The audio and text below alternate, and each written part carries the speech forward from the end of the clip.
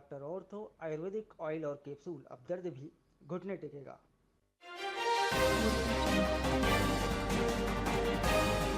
आवारा कुत्ते नसबंदी कर छोड़े जाएंगे। खूंखार और रेबीज से संक्रमित को कैद में रखा जाए। सार्वजनिक जगह पर खाना देने पर लगी रोक।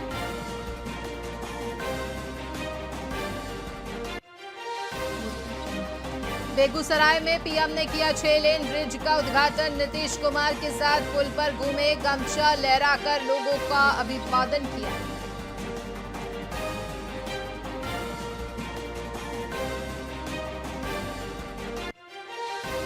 नई विधानसभा का 1 नवंबर को प्रधानमंत्री करेंगे उद्घाटन। नए भवन की फाइनल टचिंग पूरी। एक ही सर्किल में होंगे मंत्रालय, संचालनालय और असेंबली।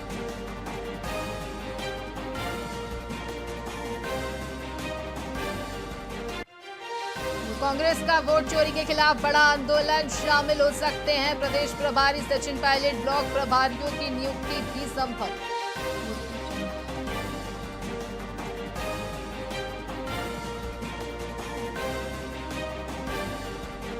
रायगढ़ में केलो डैम के 4 गेट खोले गए। 15 घंटे से लगातार हो रही बारिश से बढ़ा जल स्तर।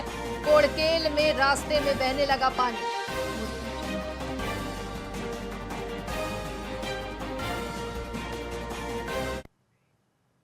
नमस्कार, स्वागत है आपका वीआईपी न्यूज में। मैं हूं आपके साथ आयुषी सुनवानी। रुक करेंगे खबरों की ओर। बीजापुर जिले के भोपालपट्टनम में कर्मचारी अधिकारी फेडरेशन ने मोदी गारंटी के साथ अपनी 11 सूत्रीय मांगों को लेकर धरना प्रदर्शन किया। बता दें कि इस आंदोलन के कारण कई स्कूल और कॉलेजों में पढ़ाई बाधित हुई है। साथ ही कर्मचारी संघ ने वेतन, कार्य स्थिति, प्रमोशन और सुविधाओं में सुधार की मांग की है। प्रशासन ने प्रदर्शन को लेकर नजर बनाए रखने के निर्देश दिए। हमारा 11 सूत्रीय मांग है। कर्मचारी अधिकारी फेडरेशन के बैनर तले हम लोग चरणबद्ध आंदोलन कर रहे हैं। इसके पहले 16 जुलाई को सांकेतिक रूप से हम लोग 4 बजे के बाद अनुभागीय अधिकारी को विकास स्तर पर हम लोग ज्ञापन दे चुके हैं और ये दूसरा चरण है जिसके तहत आज हम एक दिन सभी चतुर्थ श्रेणी से लेकर के द्वितीय श्रेणी के अधिकारी तक के सभी लोग इस आंदोलन में शामिल हैं। पूरे छत्तीसगढ़ में लगभग 110 संगठन ये लोग इसमें शामिल हैं। छत्तीसगढ़ कर्मचारी अधिकारी फेडरेशन ने 1 दिवसीय हड़ताल की। इस दौरान जिले भर के अधिकारी और कर्मचारी कलम बंद हड़ताल में शामिल हुए। फेडरेशन ने सरकार को 11 सूत्रीय मांगों का ज्ञापन सौंपा है। प्रमुख मांगों में कर्मचारियों और पेंशनरों को केंद्र सरकार के समान महंगाई भत्ता देने, कैशलेस सुविधा लागू करने और दैनिक वेतन भोगी संविदा कर्मचारियों की नियमित नियुक्ति शामिल है। फेडरेशन ने सरकार से इन मांगों को शीघ्र पूरा करने की गुहार लगाई। जी अधिकारी कर्मचारी फेडरेशन आज हड़ताल पे बैठी हुई 1 दिवसीय है। पिछले दिनों भी आप लोग थे, मानी क्यों नहीं मान रही सरकार? आप लोग मनवा क्यों नहीं पा रहे? पूरी कोशिश कर रहे हैं मनाने की और अच्छे से मान जाए, हमारी ये कोशिश भी है। क्योंकि इन्हीं के द्वारा जो मांग पत्र के समय जो बनाया गया था माननीय विजय बघेल जी के शासन महोदय के पास में दर्ज करके, तो ये सब उसी समय की मांग है। हमने अभी कोई अलग से मांग नहीं रखी। जो भाजपा शासन बनेगा तो हम ये मांगे पूरी करेंगे। और हम लोग बहुत आशा में थे कि मोदी की गारंटी, मोदी जी एक ऐसा ब्रांड नेम है कि वो जो बोलते हैं वो करते हैं। और हम सभी छत्तीसगढ़ के अधिकारी कर्मचारी इसी आशा में थे कि हमारी पूरी बातें पूरी होंगी।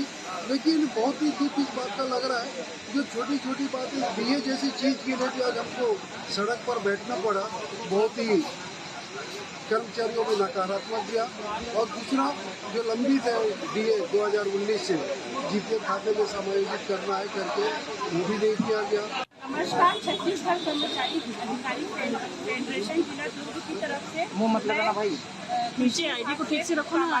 बेटी अपनी बात रखना चाह रही हूँ। शासन की तरफ से मोदी की गारंटी निश्चय किया गया था शासन के द्वारा, आज तक कर्मचारियों को नहीं दिया गया है, जिससे कर्मचारी और अधिकारियों में असंतोष का वातावरण है।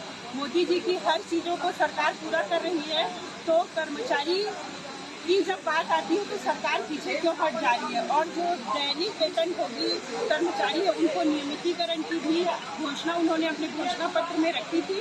इसलिए मैं महिला कर्मचारियों की तरफ से और अपने फेडरेशन की तरफ से शासन से ये गुजारिश कर रही हूँ कि वो अधिकारी और कर्मचारियों की मांग को पूरा करें। इतिहास दोहराएं और क्रांति की मशाल जलाएं, बताइए। जी, हम लोग एक दिवसीय धरना प्रदर्शन आज 22 अगस्त के डेट में छत्तीसगढ़ कर्मचारी अधिकारी फेडरेशन के बैनर तले माननीय कमल वर्मा जी के नेतृत्व में, संभाग प्रभारी राजीव चटर्जी जी के नेतृत्व में, हरि शर्मा जी के नेतृत्व में हम दुर्ग जिले में आज फेडरेशन के 11 सूत्री मांगों को लेकर के हम यहाँ पर आज एकत्रित हुए हैं और जिसमें मोदी जी की गारंटी जो कर्मचारियों के 11 बिंदुओं को लेकर के थी, उसी हमारा मांग नहीं है किसी प्रकार का।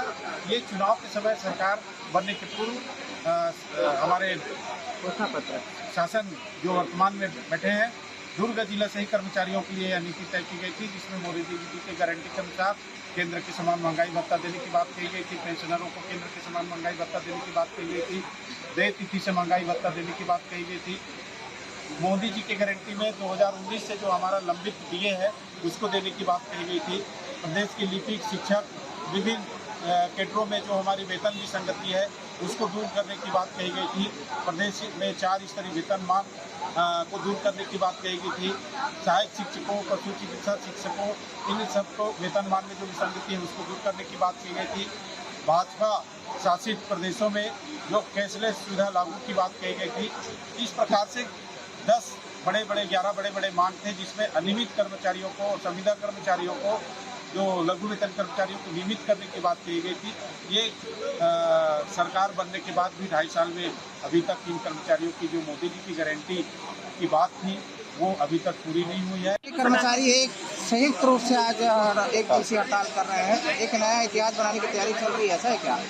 ये जो एक दिवसीय धरना हमने किया है वो जो कर्मचारी वर्तमान में कार्यरत हैं केवल उनके लिए नहीं है, यह उनके लिए भी है कि जो सेवानिवृत्त हो गए, जो पेंशनर हैं, उनके महंगाई भत्ता और महंगाई राहत भी हमारा एक महत्वपूर्ण मुद्दा है।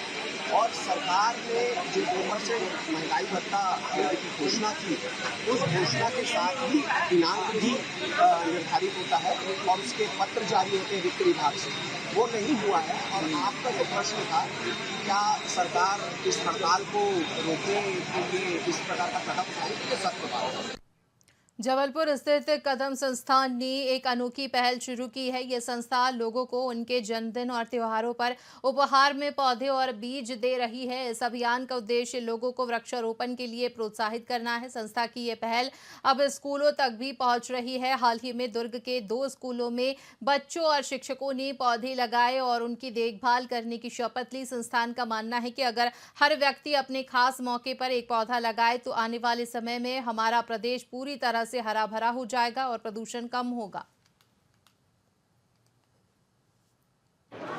कदम संस्था दुर्ग से जुड़ा मुझे बहुत ही गौरवान्वित महसूस हुआ और इस संस्था का उद्देश्य है जो जंगल कट रहे हैं उन्हें हमें फिर से बसाना है। किसी भी रूप में हमें ग्रीन ऑक्सीजन को कम नहीं करना है, वह उसको बरकरार रखना है ताकि हमारी जो जलवायु परिवर्तन हो रही है उसे हमें बचाने में सहायक होगा। इस संस्था से जुड़कर और ये जो कार्य करके बच्चों के द्वारा पौधारोपण कराना, बीजारोपण कराना, बच्चे के द्वारा बीजारोपण जब होगा तो वह बच्चा उस वृक्ष को अपने बच्चे सरीके पालेगा और बचपन से ही उस पर यह आदत पड़ेगी कि मेरे को पेड़ पौधों को कैसे संभालना है, कैसे रहना है। उसमें भी एक जान होती है, एक जीवन होता है।